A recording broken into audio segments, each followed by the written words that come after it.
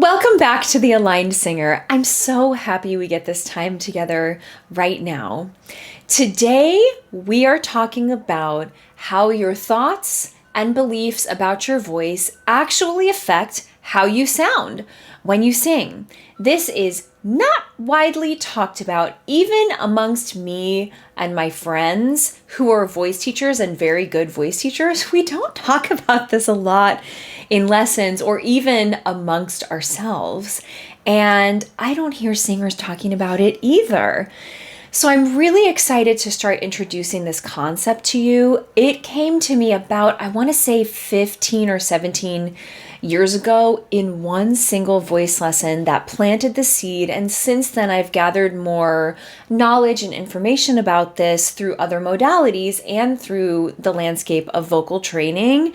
And I'm really pumped to share it with you because it's going to make your transformations in your voice, whatever up level you're working on in your career, in your sound, in your technique, a lot easier, much more easy breezy, because it's going to clear away some of the clutter that's might be blocking those transformations and breakthroughs from happening for you.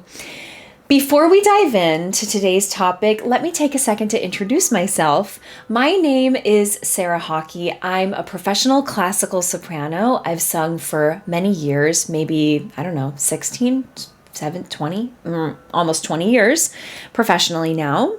And I'm a voice teacher as well. My expertise as a voice teacher is in vocal technique. And here on The Aligned Singer, we also get to talk about mindset work, which is incredibly important to me personally and incredibly important for you as you want to have more success as a singer, more breakthroughs in your voice, and on and on. I call this, and today's episode is really exciting for me because this is the intersection of these two things. If you've experienced other episodes of The Aligned Singer, you might have heard me mention this before, but we're going to do a quick recap. And if you're here for the first time, you need to know how the heck I think about this because I think it's absolutely groundbreaking.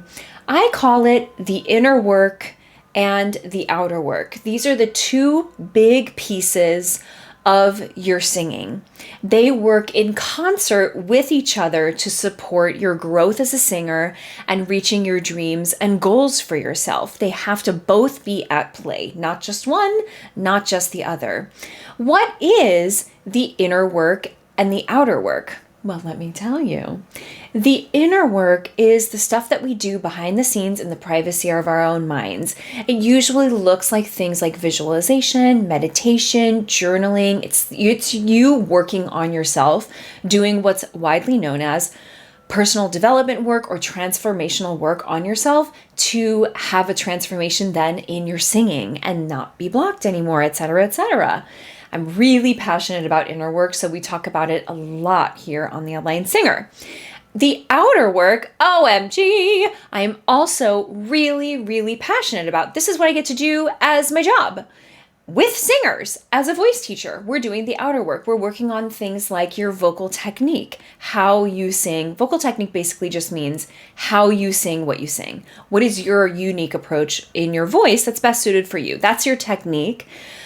Outer work is also stuff like your audition skill set, literally the repertoire that you're bringing into auditions or competitions, etc.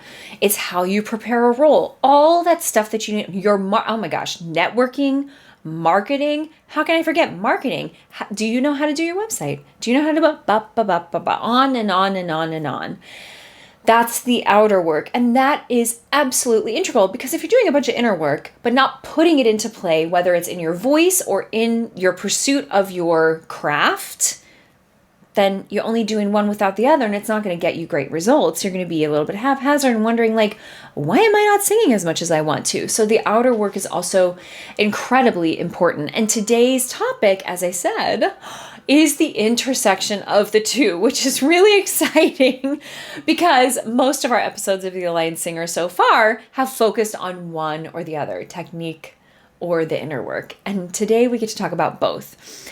So let me remind you what we're talking about today, how your thoughts and your beliefs, the sentences that you say about your singing out loud or in your head while you're singing or before or after you're singing actually affect how you sing.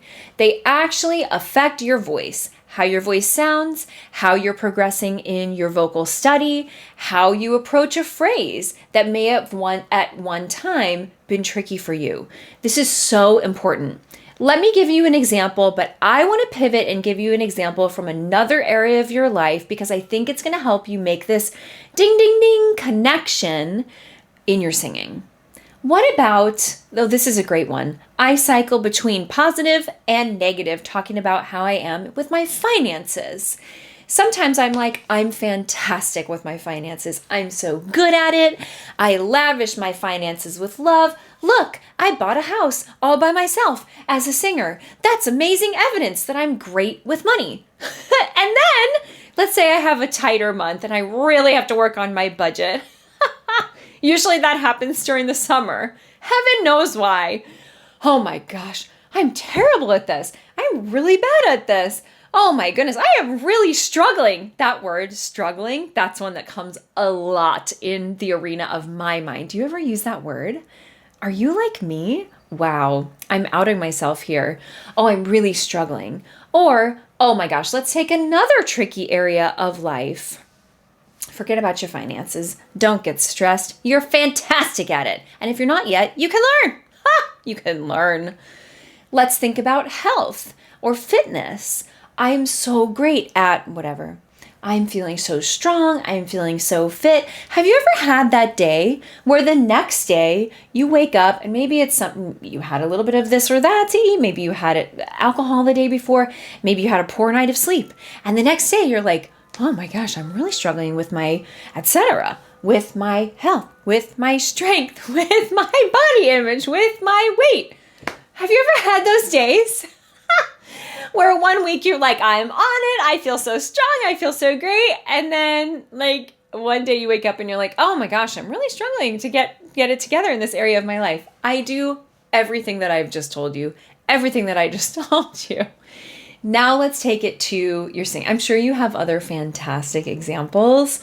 I would love to hear them. TBH. To be honest, I would love to hear. Let's take it to the voice part of your life. In your journey with your singing and the pursuit of your singing dreams and career, have you had times when you're working on your technique that you're like this in your head? I'm not that good at high notes is a big one. We talk about high notes a lot in my studio and on the gram, where I'm the most active on Instagram. Oh, I'm just not good at singing high notes.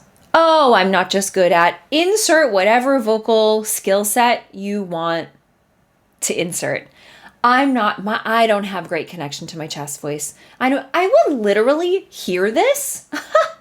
Oh my God, I'm getting flashbacks. Singers will come in for their first lesson with me where we're seeing if this is a great fit and if I can help them transform their singing and reach their goals. And they will literally look me in the eyes and I will be playing something on the piano that I want them to sing that's up higher in their range. And they'll be like, I can't sing that. Literally, I can't sing that high. And I'm going in my head, I never actually say this to them.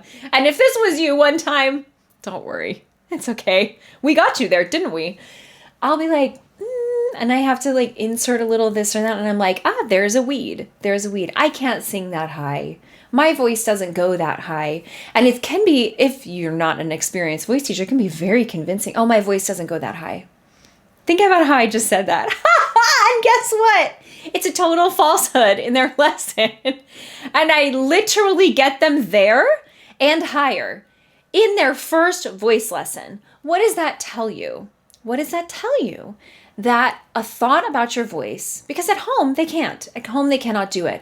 And I'm not just sprinkling fairy dust on them. We're actually doing technical work. Sure, it feels like fairy dust, but that's the breakthrough that they have in real time. I'm saying in their first time seeing me. Their first time.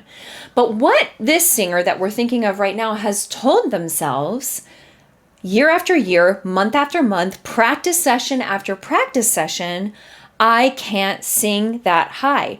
Let me tell you, I can't even count how many times this has happened in my studio, and that's just one example. How about these thoughts? I don't know how to mix. I'm not, like I said, I'm not great in chest voice. My low notes aren't that great.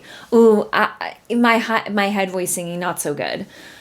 Those thoughts. Now, what do you think? These are things that have happened in my presence from a singer. What do you think is happening when we're all by ourselves? I include myself in this. I no longer make that mistake of being in a voice lesson and daring to tell my voice teacher that I can't do something. It's not my job in my voice lesson. It's not your job in your voice lesson to do something. Your job is to zip it, do what your voice teacher says with your voice, and stop that negative narrative about your singing because you're blocking the transformation. Anywho, I digress. Think about when you're all by yourself and you're practicing. This happens to me because if you didn't know, I'm very open about this on the Aligned Singer. The entire first episode ever of this show is about my struggle with my voice. For 6 years, when I first moved to New York City, I had to retrain my technique because in undergrad, when I was in conservatory, my well-meaning, loving voice teacher did not understand my instrument and practically ruined it. And I moved to New York City anyways, started working with a teacher at Juilliard about a year into living into the city, and worked my little tushy off to completely start from fresh and rebuild my voice. But during those 6 years is a long time, okay? I don't think you've probably struggled with your voice for that long. I sure hope not. And if not, you need to get with a teacher that can help you with it. But if you've struggled with something in your voice, especially if it's a long period of time, maybe it's performance nerves. Our very previous episode of The Aligned Singer is all about that. Performance nerves, stage fright. You're struggling to find a certain kind of sound in your voice. Maybe you're struggling to connect with your whistle tone, your chest voice, like registration issues. Maybe it's pitchiness. Maybe it's fill in the blank. Maybe it's your mix. Maybe it's your belt. Maybe it's your head voice sound. Maybe it's coloratura. I have a few students that were working on this every lesson, loosening up their coloratura. If you don't know what it means really fast, virtuosic runs. Like I do a lot of that in Handel, in Vivaldi, but it also happens in pop and contemporary singing as well.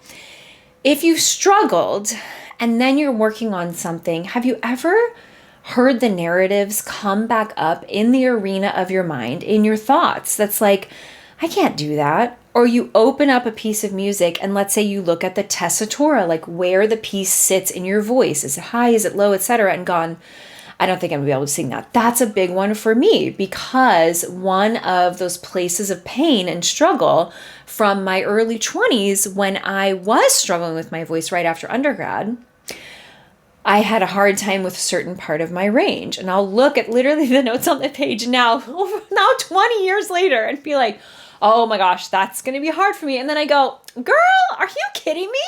You've just prescribed that this piece is going to be hard for you.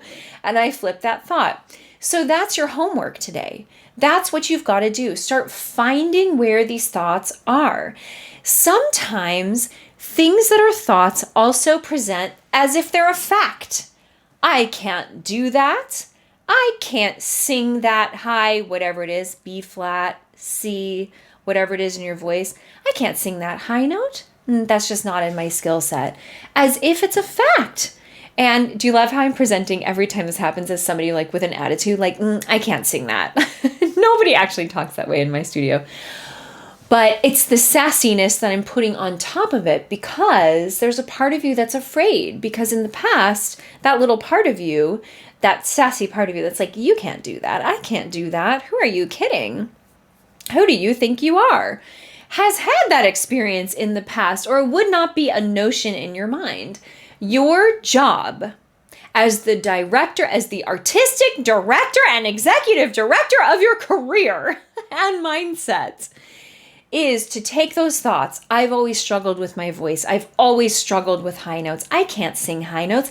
I can't belt. I can't mix. If it's a skill set that you want in your singing, then you can do it. You must tell yourself you can do it. You may not know how right now. It may be discombobulated and wonky and you're figuring it out, but you have to stop with the closed door thinking that you cannot. Open the door. I'll figure it out.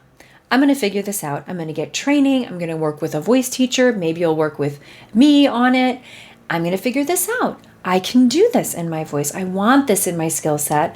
I can figure this out. That is what a lot of people call a growth mindset instead of a fixed mindset, which is like closing the door. I can't do that.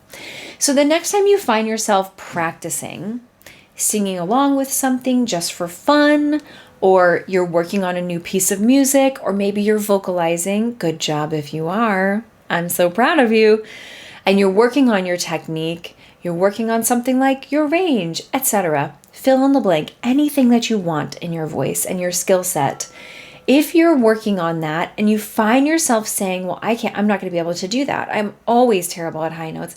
Oh, this is going to be a hard one. If you're like, let's say you're going, this one was true for me for a long time, an ascending leap where you're in a different phrase. And then I was working with a student on this today.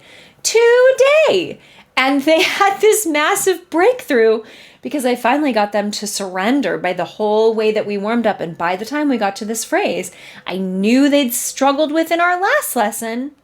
It was fine. It was totally fine. And I was like, let's remember from now till our last lesson, what the heck happened? And as they were able to release and surrender, boom, it finally appeared. And that can happen for you as well. Here's one thing that I want to mention before we wrap up today. You may not even be aware of this, especially if you're new to the world of the inner work of personal development, personal growth, and working on yourself on the inside. I certainly had no idea about this when I was in my 20s. I learned it a little later in life.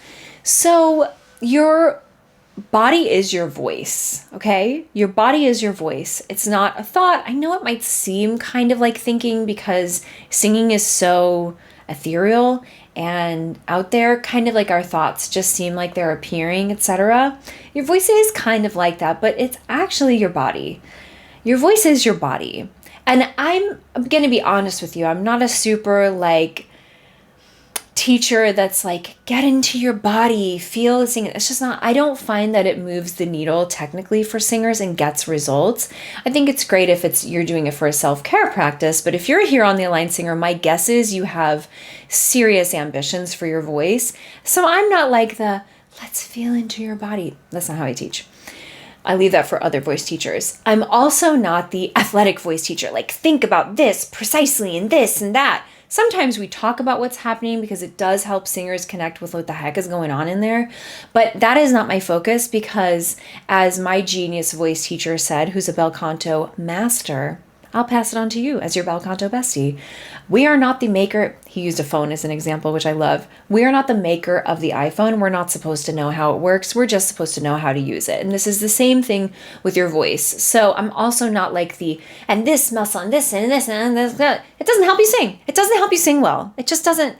Oh gosh, I've just made like 10 people flare up with their feathers, voice teachers who teach that way, but it does not help you sing well. I will say it. There, I finally outed my opinion about that, but that's how I feel. That stuff, especially when I was struggling with my voice, are you kidding me? It never helped at all. Not at all. In fact, it made it even worse.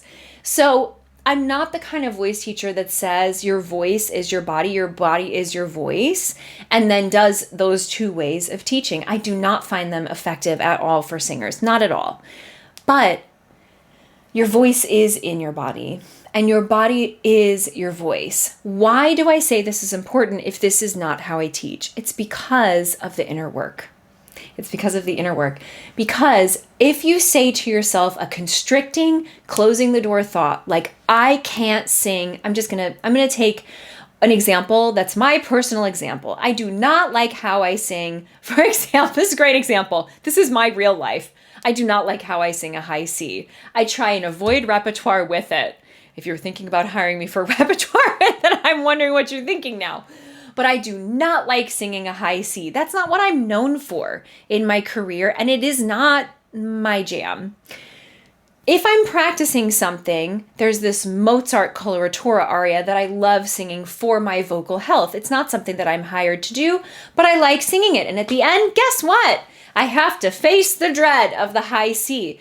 But do you know how much harder it makes it for me? I'm telling you real life. This is right now in my life. If I go in the other room at my piano and try to sing this, oh my Lord, it's probably not going to be that good because I have a story in my head that affects the body. Do you see how we're threading this through?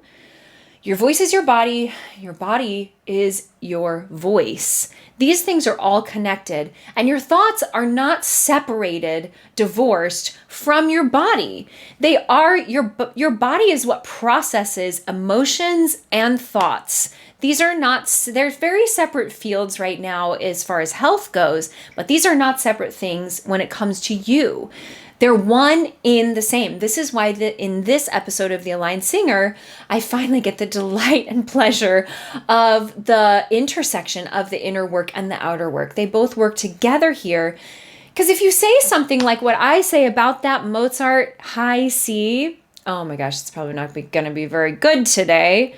It's probably not going to be very good, and usually isn't. And the reason why comes down to I keep insisting that it's not going to be good. Do you see what I mean? Isn't this just like boom, crystal clear? And I'm giving you, embarrassingly, an example from my actual performing life, my actual singing life, or singing in my upper passaggio can sometimes be tricky because I think my nervous system, my thoughts, my nervous system, which is like the physical embodiment of your thoughts, the like your body going, whoa, before you sing something. If it gets that deep down, then you got to work with your voice teacher on letting that go and do some inner work, maybe some somatic work with your body to let that go.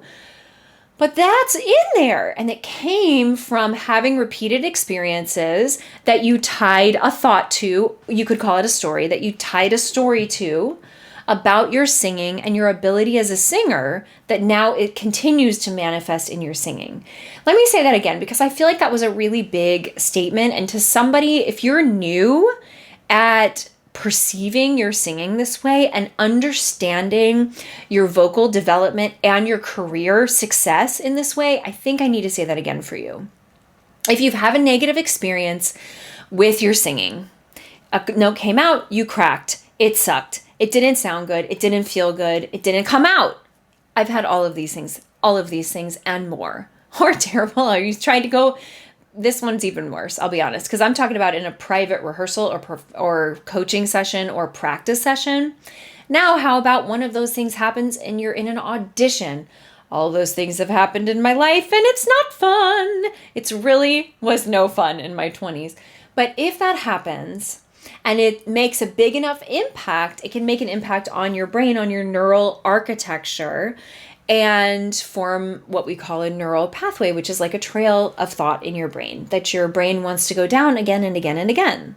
Like you're great at something, you struggle with something. Those are great examples. So if that has happened to you in an audition, in a performance, in a lesson, in a rehearsal, in a coaching, or in your practice session, you may have stored that in your body if it was really upsetting to you and tied a thought to it. Oh, I can't do that. I'm not good at that. Ugh. And you brace. See, if you're watching this on YouTube, I'm bracing, right? You brace then. And that, the thought translates to the way your body is held and your body is about to approach the thing that you're about to sing. And there you have it, my friend. That's the thought. It's affecting your body, and your body can affect your thoughts as well. These things work, again, like I said in the beginning of this episode, they work in concert with one another. So here is your homework, now that you know all of this. I'm not going to go around like Harold Hill on The Music Man and tell you you can think your way to great singing. That is not true. And if anybody's told you that, they're lying to you. They're mistaken. They may not know they're lying, but that is not true. You do have to put in the actual work of the technique, adjustments, and performance practice to learn how to do it. But if there's a phrase that you're working on, or a piece or a thing in your skill set, like we've been talking about today, that you've been working on, that you seem to struggle with, and that you tell yourself you struggle with, that you say, I'm struggling with this, I'm not very good at this, this is usually hard for me, That's what you have to start to address. And you can flip it. You can flip it. You can try literally just flipping it to a positive statement. It might not feel great at first or true. It may feel like you're just kidding yourself, but you could try flipping it. I can be good at high notes. That's a great way to say it, because then you're giving yourself the possibility without being like, I'm great at high notes. And then of course you practice it and you're like, that's still not that great. But you can say, I'm learning. I have the capacity to learn and change as a singer. I have the capacity to grow. I can grow. I can grow in my high notes. I can practice it. The best possible scenario is that no more sentences are in your head and you can approach, especially as a vocal technique expert who works with singers on this day in and day out, and myself, if you can remove all thought, all sentences from your singing and not be thinking about your singing at all, not self-analyze, not attach a sentence to it, no words as you work on technique and your exercises and your vocalizing and you're warming up, that's the best case scenario, because those words, the little chatter that's and this about my singing, that wasn't so good, it sure can stall your success. So if you can get those words to go away and just focus on perhaps the sensations in your body or the way it feels or the notes or just nothing, just look out the window while you sing. My voice teacher to this day makes me do that, and he knows I love plants and gardening. So there's this one plant in their studio that he makes me look at. It's a Christmas cactus, and he's like, look at the Christmas cactus, and I'll do it. And all of a sudden, I'm giving you a real life example. This happened probably like last time he had me do it was probably 8 months ago.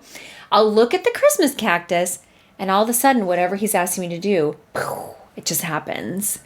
Because I'm not blocking the transformation with my own judgments or assessments or check-ins about how the sound is. So I really, really hope that helps you. I think that more singers struggle with this than is widely known in the voice teacher community. Certainly in my inner circle of colleagues who perform like I do and also are great voice teachers, I don't really think we know how much you all do this in your minds. So I really, really, really hope this helps. Again, this is the intersection of the inner work and outer work coming together for you. So the next time you sing, the next time you practice, do your best to either flip any negative thoughts that you generally have about the things you're working on, or better yet, try and remove thought. Find something nice to look at. Find, if you have a pet, look at your pet while you sing, while you vocalize. It's especially helpful when you're working on technique, because your voice can be, if you have a great voice teacher, they will facilitate your voice being self-organizing. It doesn't mean that your voice knows how to sing best, and we are the ones that get in the way, and weird habits and all this stuff. Your voice can be self-organizing. The best voice teachers help a singer let your voice place itself. We're not like doing things to our voice. Those are those little funny things that take you off track. So I hope this was really helpful for you. This was really, really fun for me to record because, again, I rarely get to talk about how the inner work and outer work meet together. But if you're doing the outer work of technique and you're practicing this inner work thing, I think it's going to really accelerate your progress with whatever you're working on right now in your singing. And listen, I love chatting with you. The place at this time of this recording that I'm the most active is on Instagram. I'm at Voice Teacher Sarah, and you can find me at Voice Teacher Sarah on Instagram, on TikTok, on YouTube, and I would love it if you subscribed to listen to every edition of The Aligned Singer. It's being hosted on YouTube, where you can watch, Spotify, where you can watch, and Apple Podcasts. It's all those places. I literally had a student today be like, is it on Apple? And I'm like, of course it is. I'm an Apple girl myself. And if nobody told you recently or today, let me tell you that your voice really matters. The gift that you have been bestowed with, the gift with which you've been bestowed, is actually really essential for the world. Nobody can sing like you. Nobody can interpret things like you can. Your voice is totally gorgeous and unique, and it is very much needed in the world. And I hope this episode helps you share it. If you want to work with me, you can Google Sarah Hockey Voice Teacher, look that up online, and you'll see my current offerings for singers. At the time of this recording, I work with singers one-on-one. I have private lesson options for you, and I'm working behind the scenes. So excited to release some self-study programs that will be another way to work with me. I'm so excited to work on that this summer. Oh, I believe in you. Keep going, keep singing, and you've got this. Really, really, really let my voice ring in your ears that you have something really, really special and unique.